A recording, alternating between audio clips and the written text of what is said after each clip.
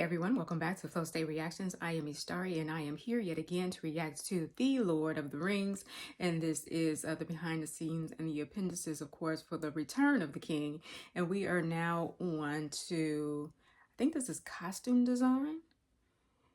Yeah, costume design. Okay, so I'm excited to go ahead and get into this video. If you enjoy any of my videos, then please do not hesitate to like, comment, subscribe, and share all that good stuff. Every gesture of support helps me out here on YouTube. Okay, all right, you guys, let's go ahead and relax and let's flow.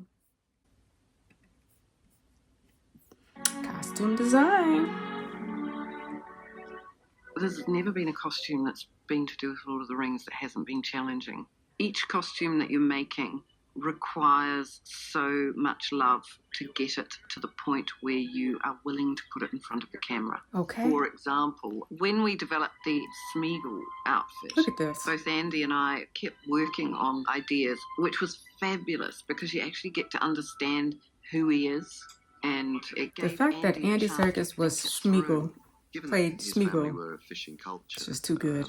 We worked out that he'd have little because I didn't realize that, you know, and fish hooks and things that meant something to him, and bits of things he'd found. Look at all the detail. But again, trying to retain the status of the character, I was trying to find ways of making him slightly more wealthy looking. There is something about him that is slightly vain. That little neckerchief that he wears.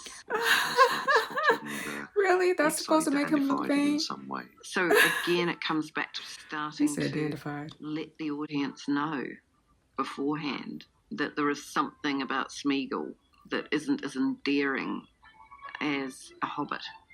Oh, really? We've had the same costume now for, 4 years or whatever. Okay. And luckily, Tolkien wrote that Pippin becomes a Knight of Gondor. Yeah. Which means I get a right nice costume. You get to wear something else. Merry becomes a captain of Rohan. Both of these costumes are very intricate.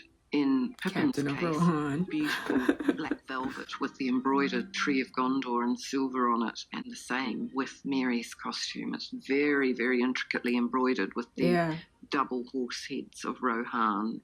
Sam and Frodo were given elven robes. Then we actually put a lot of effort into those.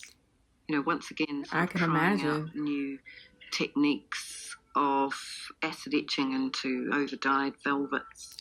So we're looking smart. I think I've got the coolest one. Action! What did you do? Go back to the shuttle! This is Gandalf the White, of course. Yeah. This was a tough one because how do you follow on from Gandalf the Grey and how do you create this version of Gandalf? Well, what we wanted Gandalf was the White. much more virile I'm trying to tell you. Gandalf. And it was certainly how that's a real surprise to people who didn't read the books. You know what I mean? He wanted to be able to fight. He wanted to be able to move.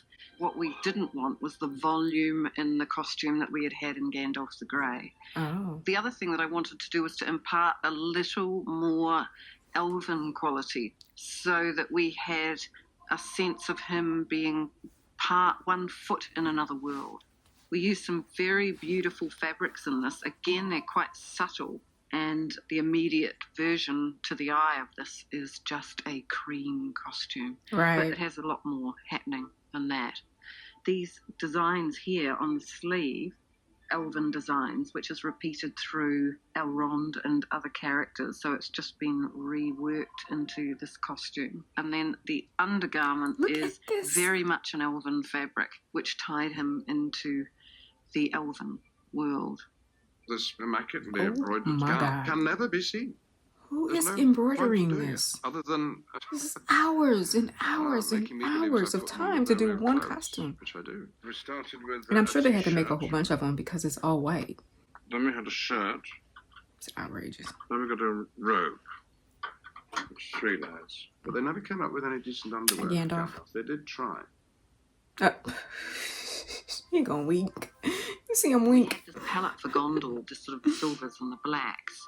Well, I stepped away from that with Faramir because I didn't want to relate too closely to Boromir. I wanted to keep him the younger brother. Yeah. Nyla had an idea that the costume should nearly be sort of similar in a way to Aragorn. The Ranger costumes were designed for the idea that they were very practical, that they were frequently on foot, and that they needed to be slightly camouflaged. So we definitely worked with a brown green palette for these costumes. We used quite a lot of leather and oilskin, the idea being that both were warm and waterproof. We created this front piece, and we did this by creating a my goodness, this is magnificent. to actually stencil it in so that it had a relief quality to it to make it a little bit more interesting. Everything about Faramir they is stenciled so much it in? genuine, but this sort of this terrible desire to please this hideous father. I came up with the look for Denethor in exactly the same way that I came up with everyone else. I just started drawing a portrait of him. How do you make this man menacing? How do you make him this man who is, heading to the edge of sanity? We wanted to make him vain and expensive, to make him look like he is wearing the most vain and luscious expensive fur pelts and velvets and embroidery, and he did just look making expensive, it as I have to say. grandiose as I possibly could. He really did. Without resorting to colour.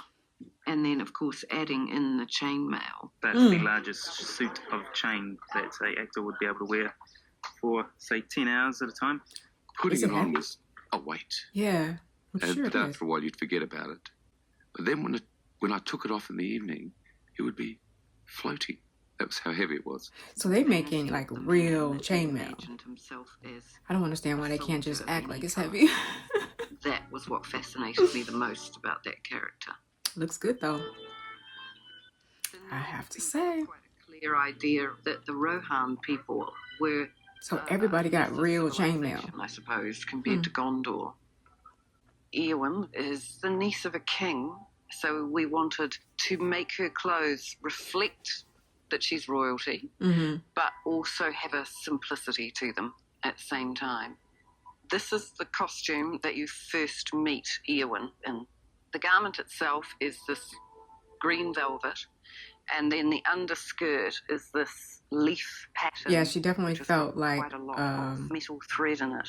So it just gives royalty. a little bit of a kick in the light. And we took that piece of fabric for part of the underskirt and The color is so quilted pretty. it into this neck piece. These are Indian fabrics, and they've been put through quite heavy dye processes, which change the quality of the metal and make them look very antiqued. It's such a beautiful Yeah. colour, that green, and it's such heavy. It is a heavy beautiful velvet. color. I'm When you just saying how read pretty it it's is, yeah. swayed from side to side. It just had such great weight about it. And I'm She's not from particularly Hawaii, fond of and green for the clothes, white was but just very important. that It had is to beautiful. symbolize so many things, it had to have that sort Oh, of look at that. medieval Lady of Rohan look, Yeah. or princess look, if you like. But it also had to have a strength to it. It's very simple, but has this elaborate gold and silver detail around the neck, and really sort of beautiful interior sleeve linings. Oh, look at the interior sleeve. Flowery I'm arms, done. exactly like this, but ultimately it So much crosses detail over on in the a very inside of the Saxon sleeve. style when it's on her, And and she looked fabulous. she did. It's like their imagination in 3 days, and they actually does turned things into that most people gorgeous rock cannot do house, because we had already filmed. they're a making this scene stuff with up just Eowyn from in the eggshell backstory of blue each character, right? Because fur the collar, and token then we described their filmed to shoot a clothes. scene earlier, so we needed to show the dress that was underneath this cloak. She's ended up designing something that sort of sits over that, so it suddenly becomes this beautiful regal banquet dress. It was a chance to try Too a very good. different medieval design style that has a sort of separate embroidered front piece, and that turned out to be a really beautiful and very delicate dress. And I remember the premiere, and I remember thinking as that scene came up, oh my God, this is classic Peter. It's just a headshot.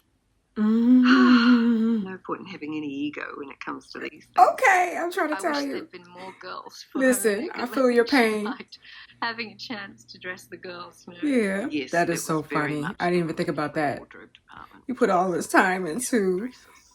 the wardrobe, This and then was depending on the knowing angle, wardrobe people is might not our even see it. dying rock. The first time Liv put Wow. this dress on, It was a magic moment, and Dang. it's continued to be so. The costume really That's began hardcore. with these colours, and once again, It's a constantly headshot. overdying Are you kidding me? this aged red colour. And then we worked in this brocade. The girls in the wardrobe department have actually hand-stitched all of this embroidery. Hours and hours of work. Okay, that's what I said. Hours and hours and hours. It's outrageous. Just drop right back, and so her arm will suddenly appear quite naked on screen, and it's incredibly sensual. Well, that's what the costume designer thinks. I had done this portrait of Liv wearing the coronation crown, which was based on the idea of a butterfly, and it had to have the hanging jewels. Oh, I love that. And my reason for that was that I wanted to frame her ears. So it was all about highlighting those fabulous little... It does highlight the ears. I didn't even think about that. It's like incredible, almost like lime green dress. Fran said that her and Peter would really like Arwen to be in green at the coronation. And so the mission of my dye house was to keep dyeing me up pieces of fabric in every possible shade of green until Did she say the dye house? And finally, we found that green. It did all the things it needed to. It had enough blue in it to bring out the blue in Liv's. Okay, I'm starting it back at 11:08. It had enough yellow in it to ensure that it was still going to be green. It was soft enough to allow me to believe in it as a coronation gown. Of course, it was more beautiful than I ever dreamed it could be. Even on the set of Lord of the Rings in New Zealand, we can be stylish.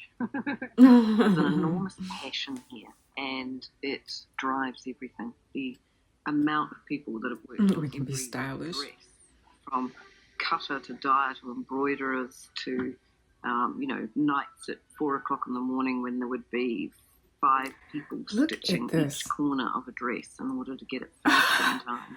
Well, what in the world? I mean, I just can't imagine just how much everyone has given into it. I mean... And if you didn't buy into that, then, good and bad, then go and do something that's much better for your blood pressure. Okay, I heard that. Listen. Oh, that felt particularly short. Okay, it's moving on to something else, but I'm going to press pause. It's moving on to Home of the Horse Lords, but I'm going to stop it right here just so that we can wrap this up in a nice little neat bow. This was a very short episode. It's shorter than the usual costume designs.